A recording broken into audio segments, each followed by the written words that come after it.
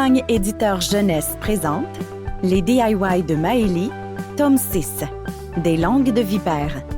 Un livre écrit par Marie-Lou Addison et lu par Émilie Lévesque.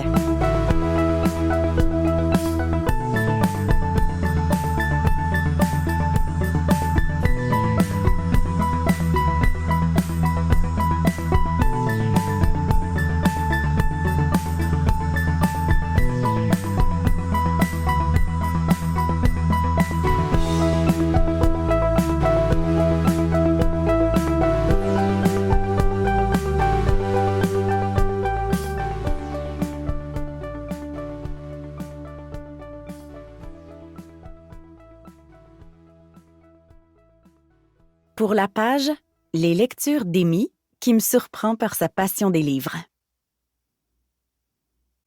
Hashtag choqué. Samedi 19 janvier. L'autobus menant au mont de ski a freiné si fort que je m'étale dans l'allée. Étonnamment, ce n'est pas ma chute qui me fait le plus mal. Non, c'est plutôt la douleur de la trahison. Et un peu de la honte.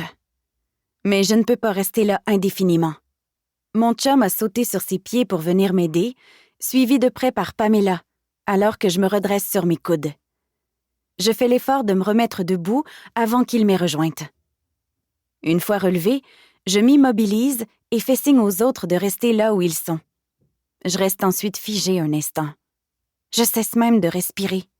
Mon corps se momifie. Mon cœur menace de s'arrêter lui aussi. Le coup est trop grand, la douleur est trop puissante, ma peine est trop forte. Virginie. Ma demi-sœur? Non, ce n'est pas possible. Je ne veux pas y croire. Et pourtant, après avoir essuyé ses larmes, elle hoche simplement la tête. Me jure qu'elle l'a appris il y a peu de temps et qu'elle voulait m'en parler, mais que son père lui a fait jurer de garder le secret. Son secret. C'était aussi le mien, que je sache. Mes lèvres tremblent. Je hoquette. Mon corps est parcouru de frissons. La main d'Esteban se pose alors sur mon coude. Il n'a pas pu rester à distance. Il n'a pas été capable de demeurer à quelques pas de moi sans venir me porter secours. Il a fini par s'approcher pour comprendre ce qui ne va pas. Mon visage doit parler pour moi. Il faut dire que c'est un peu comme si la fin du monde venait de se produire. « Qu'est-ce qui se passe ?» me demande-t-il tout bas. Il fait ensuite un signe du menton vers le chauffeur d'autobus. Ce dernier vient de remarquer que je suis toujours debout, alors que je devrais être sagement assise. Tout en m'observant dans son rétroviseur, l'homme me hurle de retourner à ma place. Esteban lance un regard interrogateur à Virginie, demeurée assise, avant de m'entraîner à sa suite. Arrivé près du banc de Pamela, qui a repris sa place, mon amoureux s'assure que je n'ai pas changé d'idée. Il me demande si je veux vraiment faire l'aller avec mon ami et seulement le retour avec lui. Je réponds vaguement d'un mouvement du menton, tandis que je m'écrase près de Pam. Elle remarque aussitôt mon air catastrophé, ce qui l'incite à me questionner. « Ben voyons, on dirait que t'as vu un fantôme, qu'est-ce qui se passe? » Je reprends mon souffle. J'avale ce qui me reste de salive, puis je murmure, la voix rauque. Le père de Virginie... Quoi, le père de Virginie? Ses lunettes de protection étaient pas dans son auto? Pas grave, elle aura juste à en louer une fois sur la montagne. C'est quoi la panique? Je secoue la tête et plonge mes yeux dans ceux de ma meilleure amie. Elle ne comprend pas. Elle ne peut pas, il faut dire. Comment la chose serait-elle possible? Personne ne pouvait se douter que... J'expulse l'air de mes poumons et lève les yeux vers le plafond du véhicule. Immédiatement, cela rend ma voisine de banc nerveuse, car elle se presse près de moi. « Hey, tu vas pas bien, toi? Explique-moi parce que là, tu m'énerves. »« Oui, je sais, mais... » Encore une autre inspiration avant de déclarer « C'est aussi le mien. »« Le tien? » répète Pam, les sourcils en accent circonflexe. « Le mien. Mon père, quoi? » Son visage n'exprime que de l'incompréhension. Alors je clarifie du mieux que je peux. Le père de Virginie est aussi mon père. Il a... Lui et ma mère, ils ont... Ah, t'as compris! En effet, mon amie s'est adossée à la banquette, les yeux ronds. Presque dans un murmure, elle reprend. Alors, Virginie serait ta demi-sœur? Ben là, c'est quoi ce délire? Je ne réponds pas à sa question, qui n'en est pas vraiment une non plus. À la place, je demeure silencieuse, les yeux dans le vide, tandis que je me réinstalle plus confortablement. À l'avant, je peux apercevoir Virginie qui se retourne sans arrêt sur son siège pour tenter d'attraper mon regard. Je ne lui fais pas ce plaisir. Je ne sais pas pourquoi, mais j'éprouve une grande colère envers elle, envers ses mensonges et ce que je considère comme une trahison. Elle m'a menti, et je ne suis pas prête à lui pardonner. Le trajet vers le mont de ski me semble durer une fraction de seconde, tellement je suis absorbée par mes pensées. Lorsque l'autobus se stationne et que les jeunes se précipitent à l'extérieur, je me fais bousculer par tout un chacun, sans rien dire, sans me plaindre. Pam me pousse hors du véhicule et une fois dehors, je reste là, les bras ballants. C'est comme si j'avais perdu toute capacité de réfléchir, d'utiliser mon corps et ma tête à bon escient. Heureusement, je ne suis pas seule. Esteban vient me rejoindre, tandis que Pam sort mon sac à dos. Puis, ils me font signe de les suivre jusqu'au bâtiment où on louera notre équipement. Virginie reste loin derrière, comme si elle avait peur de trop s'approcher. Tout en marchant, mon amoureux et ma meilleure amie discutent. Sûrement de moi, de ce que je viens d'apprendre et aussi de ma réaction face à cette nouvelle. Esteban me jette un coup d'œil, l'air inquiet. Il me fait tout de même un sourire, mais je ne le lui rends pas. Je n'en ai pas la force. Il revient à Pam et lui chuchote quelque chose. Mon ami me regarde à son tour et fait la moue. Cette fois, je soupire et j'accélère pour me glisser entre les deux. Ça va faire, les regards en coin. Je ne suis pas en train de virer folle. Je viens seulement d'apprendre qui était mon père. Je vais m'en remettre. Du moins, je l'espère. OK, alors on y va? J'ai envie de me défouler, dis-je en me redressant et en inspirant une bouffée d'air frais de la montagne. Pam hoche la tête, tandis qu'Esteban fronce les sourcils. Il s'apprête à ajouter quelque chose, mais mon ami le coupe et déclare que c'est avec elle que je vais faire mes premières descentes. « Viens, faut d'abord te louer des skis », conclut-elle en me tirant vers le bâtiment devant nous. « Hé, on avait dit que tu essayerais la planche à neige », s'exclame Esteban sans nous lâcher d'une semelle. « Elle prendra la tienne plus tard. Laisse-nous un peu tranquille, on a besoin de jaser entre filles », le repousse-t-elle. Mon chum ronchonne pour la forme, mais fait vite demi-tour, sa planche sous le bras. Il passe près de Virginie, qui est allée s'écraser dans un banc de neige. Visiblement, elle n'a pas l'intention d'aller louer l'équipement et compte rester là toute la journée. En soupirant, je me déprends de la poigne de Pamela et lui souffle que j'ai un truc à faire avant de la suivre. Je m'avance ensuite vers Virginie et la surplombe. Elle lève la tête vers moi. Elle attend. Ne pouvant décemment pas rester en froid avec elle plus longtemps, je prends ma décision. Et je lui tends la main.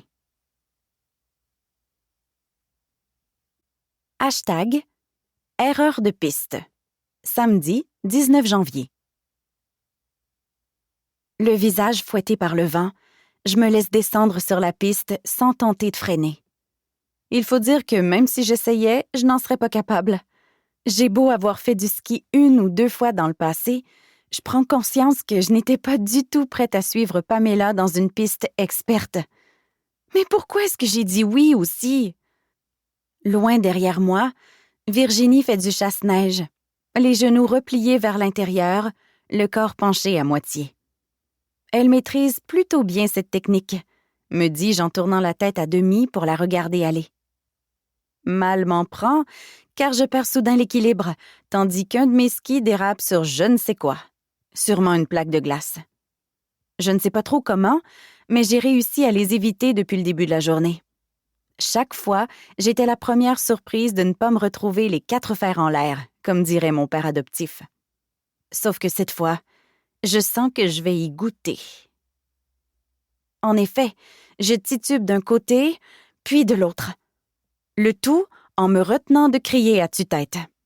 Comme quoi, même en situation de danger, je suis incapable de me laisser aller. Ce qui devait arriver finit donc par se produire. Je plonge vers l'avant et percute le sol enneigé, mais compact, ce qui me fait expulser tout l'air contenu dans mes poumons. Pam ne s'est rendue compte de rien, car elle est loin devant moi. Elle est peut-être même déjà en bas de la piste, qui sait? Pas moi, en tout cas, car je me retrouve tout empêtrée dans mes skis. Je crois d'ailleurs en avoir perdu un. Mon pied droit me semble effectivement plus léger. Je lève la tête doucement, d'abord pour m'assurer que je n'ai rien de cassé, et ensuite pour vérifier ce qu'il en est. Et là, je découvre que j'ai bel et bien perdu un ski. Le hic, c'est que celui-ci a décidé de poursuivre sa descente. En effet, je l'aperçois qui file à vive allure sur la piste. Il fonce directement sur... Oh non! C'est qu'il va trop vite! Si vite qu'il rattrape une skieuse dont la technique est irréprochable. Le ski se faufile entre ses jambes, bloquant ainsi ses mouvements parfaitement coordonnés. Elle ne réalise pas immédiatement ce qui lui arrive et tente de continuer son slalom sans trop de succès. Et elle termine sa course dans... Ouch! Je ferme les yeux par réflexe, puis les rouvre. Ah non, ça va. Ou presque. Je plisse les paupières et grimace. La skieuse évite un arbre de justesse, mais bascule malgré tout vers l'avant et s'échoue sur une butte de neige, les bras en croix. Je gémis, me sentant vraiment mal pour elle, et décide d'aller la rejoindre afin de m'assurer qu'elle n'est pas blessée. Ça me prend un certain temps avant d'y arriver, étant donné qu'avec un ski manquant, je suis obligée de glisser sur les fesses, tout en restant en bordure de la piste. Décidément, ce sport n'est pas fait pour moi. Encore un à retirer de la liste. J'atteins la skieuse au moment où elle se remet sur pied. Elle époussette la neige qui lui recouvre une partie du manteau, l'air un peu fâché. Dès qu'elle m'aperçoit, elle s'écrie « C'est ton ski, ça? Je peux savoir ce qu'il faisait en plein milieu du chemin? » Je suis désolée. Je l'ai perdu en tombant et il a continué. Tu sais, si t'es poche, viens pas skier ici. Il y a des pistes faites exprès pour ceux qui sont nuls. Oui, je sais, mais je pensais pas que... J'ai bien vu ça, que tu pensais rien pantoute. J'aurais pu me casser quelque chose. Elle repousse sa tuque qui lui cachait encore la moitié des yeux. Et ce n'est qu'à ce moment que son regard se pose sur le mien. Là, elle prend une seconde ou deux pour m'examiner, pour finalement demander « T'es pas la fille qui a une chaîne YouTube, toi? » Ben, tu fais des DIY, c'est ça? Oui, dis-je en me sentant de plus en plus ridicule de bégayer de la sorte. La fille hoche la tête et déclare « Ben, elle est plate, ta chaîne. Je sais pas pourquoi tu perds ton temps là-dessus. De toute façon, YouTube, c'est dépassé. TikTok, c'est bien mieux. » Coudon, es-tu capable de parler comme du monde? Cette fois, je reste carrément muette devant son agressivité. Elle soupire, replace son foulard et ses lunettes de ski, puis se repositionne face à la piste. Juste avant de repartir, elle donne une petite poussée sur mon ski pour qu'il se retrouve dans le sous-bois, situé un peu plus loin. Elle l'a fait exprès. Ça paraît au sourire mesquin qu'elle me fait avant de me planter là. Je demeure figée, tandis qu'elle zigzague comme une pro. Je suis encore à la même place, sans avoir bougé d'un pouce, quand Virginie s'arrête avec difficulté près de moi, quelques minutes plus tard. Elle relève ses lunettes et me demande « T'es correct? Je t'ai vu tomber tantôt, mais j'ai pas été capable d'arriver plus vite. » Je détourne les yeux de la piste, où la skieuse a disparu. Virginie hoche alors la tête et ajoute « Aline a dû te faire sa petite crise, j'imagine? » Aline? Ben, la fille qui a reçu ton ski sur elle?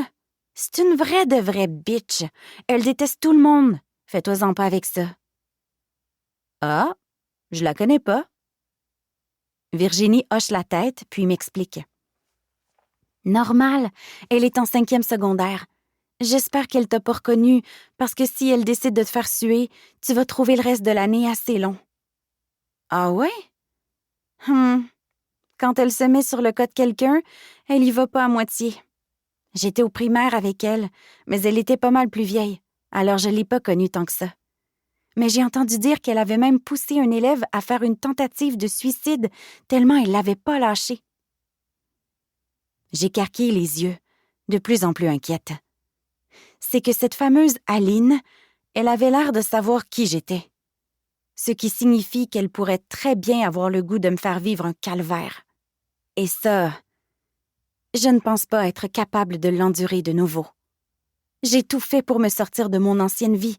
Ce n'est pas pour que ça recommence. Pas maintenant, alors que les choses se placent pour moi.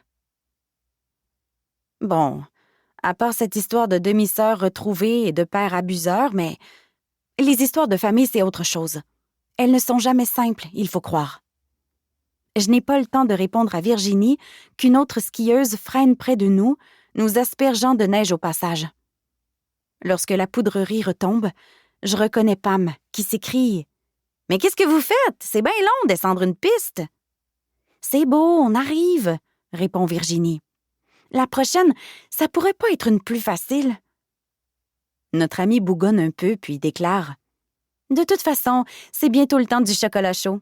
Allez hop, la dernière en bas paie celui des autres. » Et elle repart tout aussi vite. Virginie me sourit timidement, puis s'élance à sa suite. On dirait bien que je devrais payer pour tout le monde, parce qu'il faut encore que j'aille chercher mon ski dans le sous-bois, moi. Sauf que je n'ai pas d'argent sur moi. J'imagine que Pam sera assez gentille pour m'en prêter. Espérons-le. Hashtag Entre deux chocolats chauds. Samedi, 19 janvier. Je fais tout pour étirer la dernière gorgée de ma boisson chaude. Pas parce que j'ai particulièrement soif, disons plutôt que je n'ai pas trop envie de retourner sur la montagne. Oh, je n'ai pas détesté ma matinée. Ça m'a permis de me changer les idées, et c'était même plutôt amusant. Sauf quand je tombais ou que je rentrais de plein fouet dans les autres skieurs. Non, le problème n'est pas là. Pour être honnête, le problème, il est assis devant moi et il pianote sur la table, de plus en plus impatient. Et j'ai nommé Esteban. Il a l'air d'avoir vraiment hâte de m'entraîner sur les pistes. Les filles sont reparties de leur côté pour le reste de la journée. Je vais donc devoir essayer de descendre avec mon amoureux. Pas sur des skis, mais sur une planche à neige. Esteban a promis de bien m'enseigner les techniques. N'empêche que ça me rend nerveuse. Je n'ai jamais été et ne serai jamais douée dans les sports. Ça me semble de plus en plus évident. Je suis maladroite, je maîtrise très mal les gestes de mon corps et je n'ai aucune motricité globale. Enfin, presque aucune.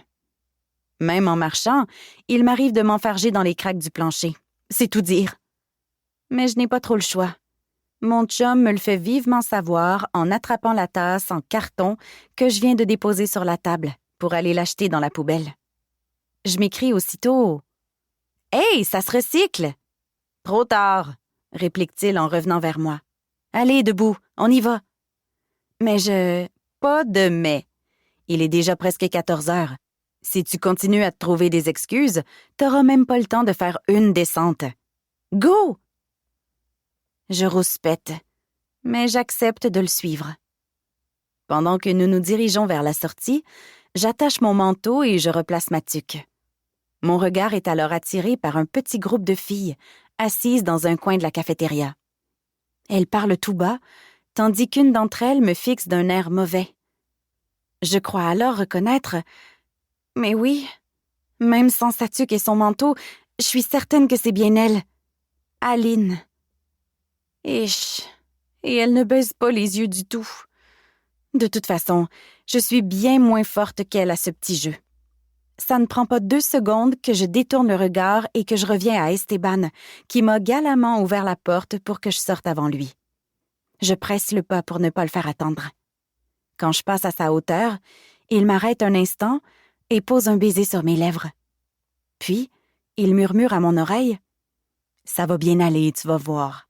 Je suis même certain que tu vas adorer la planche. » En tout cas, si je me casse quelque chose, t'auras que toi à blâmer. » Il rigole tout bas, tandis que la porte se referme derrière nous, expédiant par la même occasion Aline et ses amis loin de mes pensées. Mon chum me montre la planche qu'il est allé louer pour moi ce matin. Elle est grande. Je me mords les lèvres, mais accepte néanmoins de passer un pied dans la fixation. Je m'apprête à faire de même avec ma seconde botte, quand Esteban m'indique que ce ne sera pas nécessaire. Comment je vais faire pour glisser si mon autre pied n'est pas attaché? Dis-je perplexe. Faut d'abord monter en haut de la montagne, sinon comment tu vas avancer? Ouais, d'ailleurs, comment je fais au juste? Il sourit, s'attache à son tour, puis me montre de quelle manière je peux me traîner, c'est le mot, jusqu'au remont de pente. Ce n'est pas évident du tout. La planche va dans tous les sens et je me tape la cheville en essayant d'avancer. Après quelques minutes où rien ne va, Esteban décide de changer de technique. OK, finalement, je vais tout de suite attacher ton autre pied, puis je vais te pousser un peu.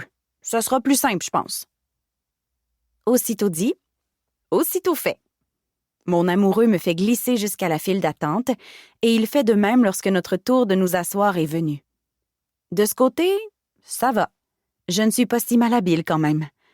Mais une fois dans les airs, je trouve que la planche est un peu lourde. Je m'abstiens de me plaindre pour ne pas qu'Esteban me trouve agaçante. Une fois en haut de la montagne, il relève la barre de sécurité et me donne quelques conseils supplémentaires. Ils ne servent évidemment à rien, car 1 minute plus tard, je m'effondre par terre en voulant descendre du siège. Planche à neige 1, Maëlie 0. Avec habileté, mon chum glisse un peu plus loin, puis me dit, ou plutôt me crie, de m'enlever du chemin si je ne veux pas que les prochains skieurs me rentrent dedans. Je suis toutefois incapable de m'enlever à temps, et comme de fait, un homme et sa conjointe essaient de m'éviter sans y parvenir. Nous formons en moins de 2 un amoncellement de membres, de skis, de bâtons et de planches qui bloquent désormais tout le monde. Planche à neige 2, Maëlie, toujours un gros 0. Je finis par m'extirper je ne sais comment de ma position. Je crois que c'est grâce à Esteban qui me tire par le bras. Et rampe jusqu'à une butte où je m'écrase, déjà épuisée. Mon compagnon, pour sa part, ne se laisse pas décourager pour si peu. Il inspire l'air à plein poumon, les mains sur les hanches, et déclare « On va essayer une piste pour débutants. » « Il n'y en a pas en dessous de ça? » dis-je avec une petite voix. « Allez, princesse, souris, » me dit-il en baissant les yeux vers moi. « Je suis certain qu'après ta première descente, tu vas en redemander. Bon, on y va. » En mimant une joie que je suis loin de ressentir, je me remets sur pied et j'essaie d'avancer. Mais j'ai l'impression que mes pieds sont pris dans du ciment, ce qui n'est pas très pratique. J'ai encore une fois besoin de l'aide de mon amoureux, qui s'avère très patient. Il me guide comme il le peut et m'explique encore et encore de quelle manière me positionner. La descente dure une éternité, et lorsque je parviens enfin en bas de la montagne, j'ai les fesses en compote et une furieuse envie d'aller me réfugier dans le chalet. Esteban semble un peu moins enthousiaste qu'au début, car il jette un œil au remont de pente, revient vers moi, observe le chalet, puis propose « Un autre chocolat chaud, ça te tente? » Cette fois, c'est avec un sourire des plus sincères que je réplique « Oui, avec un extra crème fouettée. » Il sourit, puis confirme « Ouais, c'est vrai que tu le mérites.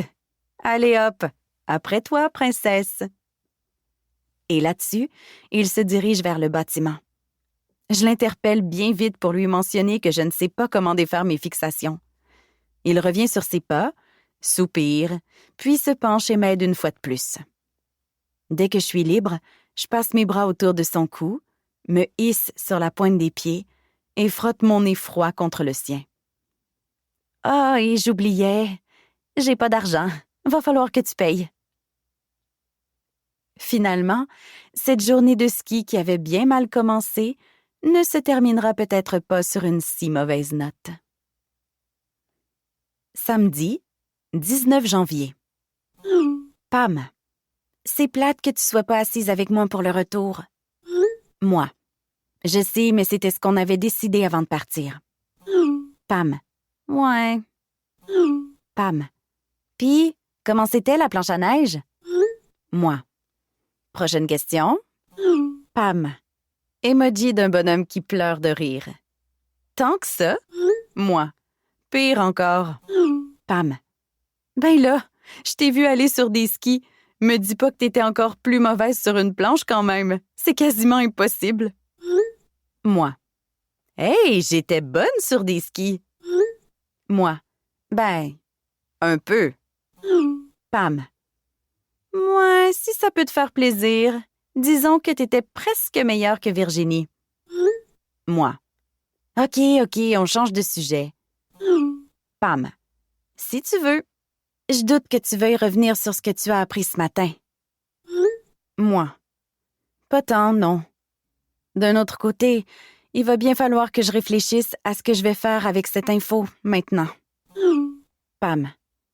Vas-tu vouloir rencontrer officiellement le père de Virginie? Pam. Ton père, je veux dire.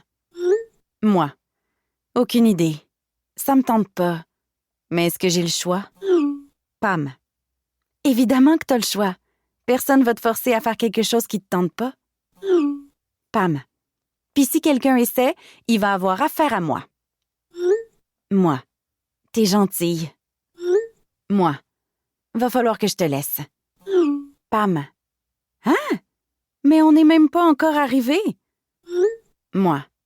Je sais, mais Esteban commence à trouver que c'est plate de me voir écrire sur mon cellulaire. Pam. Ton chum, tu veux savoir c'est quoi son problème? Il est trop possessif. Moi. Pam, commence pas. Tantôt, pour l'aller, si j'avais texté Esteban tout le long, c'est toi qui aurais pas été contente.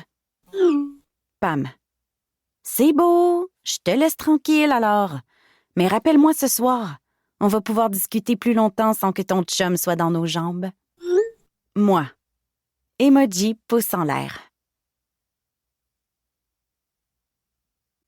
Hashtag à chacune sa chaîne. Dimanche 20 janvier. Quand mon cellulaire vibre, j'y jette un coup d'œil rapide sans trop y porter attention. Encore couché dans mon lit, je ne vois pas l'intérêt de répondre. Il faut dire que mes muscles me font si mal que je peine à soulever mon bras pour l'attraper. Comment puis-je être aussi raquée après une seule journée de ski? À moins que ce soit à cause du temps que j'ai passé sur la planche à neige. Ça se pourrait. Après tout, j'ai passé le plus clair de mon temps à tomber, à essayer de me relever, puis à m'effondrer de nouveau lors de cette fichue descente. Dans l'autobus du retour, j'ai bien failli m'endormir, la tête appuyée sur l'épaule d'Esteban. Lui, il était en pleine forme. Il a même dit qu'il y retournerait aujourd'hui avec un de ses oncles, car il trouvait qu'il n'avait pas passé assez de temps sur les pentes. Sûrement ma faute, puisque je l'ai attiré dans le chalet, où nous avons bu chocolat chaud après chocolat chaud. Mais j'avais déjà mal partout. Je ne me voyais pas tenter ma chance de nouveau. J'aurais pu me casser un membre dans l'état de fatigue où je me trouvais. Toujours est-il que ça ne prend pas 10 secondes que mon cellulaire se remet à vibrer. En grognant, je le soulève avec peine et le porte à mon visage. C'est Pamela qui m'appelle. Je soupire, mais appuie tout de même sur l'icône verte. « Allô? Ah, ben, tu réponds enfin. Ouais, mais tu as vu l'heure aussi? Aucune idée. Pas important, enchaîne-t-elle. Fallait que je t'annonce un truc. Je me dis qu'elle pouvait très bien attendre à 10 heures pour le faire, mais je me contente de grogner légèrement. Pam considère sûrement ma réaction comme un encouragement à tout me dire, car elle poursuit. « Je me pars une chaîne, moi aussi. » Cette fois, je me redresse un peu, mais gémis aussitôt. « Ouch! » Doucement, Maëlie, doucement. Je tente de trouver une position confortable, puis je vérifie. « Sur YouTube? » Ben oui, évidemment. Sur quoi d'autre? T'aurais pu la créer sur TikTok, je sais pas. Non, j'en veux une comme la tienne. Je dois avouer que je ne sais pas trop comment réagir. Comme moi. Justement, ce n'est pas un peu du copiage? Je n'ose pas lui dévoiler le fond de ma pensée. De toute manière, elle est trop occupée à m'expliquer ce qu'elle a l'intention de faire exactement. Je veux pas faire la même chose que toi, tu sais. Ça fait que j'ai beaucoup réfléchi et finalement, je pense que j'ai trouvé. Ah, ce sera quel genre de vidéo d'abord? Je vais faire des booktubes. Des quoi? Je bute sur le mot qu'elle vient de prononcer. Je crois bien l'avoir déjà entendu, mais je n'en suis pas certaine. Ça a un lien avec les livres, j'imagine. Elle me le confirme d'ailleurs 1 seconde plus tard. Des booktubes? Autrement dit, je vais lire des livres pour ensuite faire des critiques sur ma chaîne. J'aime ça, la lecture, tu le sais, et ça va être vraiment tripant. En plus, t'imagines si les auteurs m'envoient leurs livres gratuitement? Je pourrais m'associer avec les maisons d'édition et je recevrais des tas de romans. Wow! Mais ça va être malade, je capote! OK, je te laisse. Je dois finir le montage de la première vidéo que j'ai faite tantôt. Son enthousiasme ne m'étonne pas. Elle est toujours comme ça, Pam. Enflammée et passionnée dans tout ce qu'elle fait. Juste avant de fermer la ligne, elle me demande « Est-ce que je vais pouvoir t'envoyer ma vidéo avant de la poster sur ma nouvelle chaîne? Je veux juste être sûre que tout est correct. » Ben oui, c'est certain. Puis si t'as de la misère avec le montage, fais-moi signe. Je t'aiderai. Yay! Merci, bye! Elle raccroche avant que j'aie eu le temps de répondre. Cette fois, je suis bien réveillée. Impossible de me rendormir. Surtout que mon ventre gronde un peu. J'ai faim. Je repousse donc mes couvertures, mais grimace de douleur. Grrr. Lentement, je me remets sur pied, puis je descends au rez-de-chaussée. Chacune des marches de l'escalier me tire un petit cri de douleur, mais je parviens quand même en un morceau jusqu'en bas. Nous espérons que vous avez apprécié cet aperçu. Pour continuer à écouter ce livre audio sur Google Play Livres, utilisez le lien dans la description de la vidéo.